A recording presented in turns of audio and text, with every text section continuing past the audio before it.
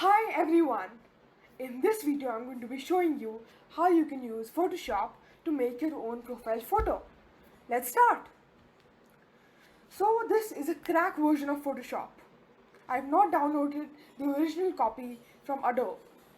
Instead of downloading this, you can also use photobee.com. It is almost the same. Let's start. Click on Open. This image is given in the link below.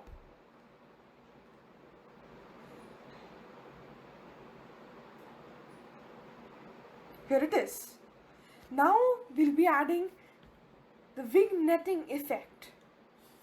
This is when you highlight the character. Let's start. So this is the toolbar, this is the view, and this is the panel. First, you need to click this, create new or adjustment layer. Now click on solid color. Choose any color you like.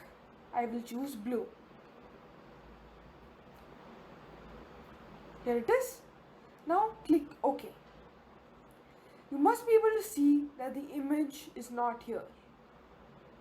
The image is in the background. This is how layers work. Now we need to reduce the opacity of this layer and make this translucent instead of opaque. Set it to 36. It should be okay now. Now click on this background of the color. Go to paintbrush. Change the color to black. Now click OK. Now I need you to change the size. So this is how you can change the size. You may be able to see the size here. So let's keep it at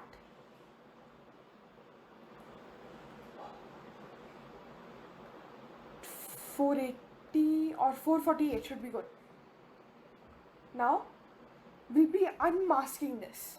So this page is called the background or the mask. So let's start. You can drag it or you can click. I prefer clicking because it gives you more accuracy. So this is how I have highlighted the subject. This can be used in many profile pictures. This is all for today. See you later.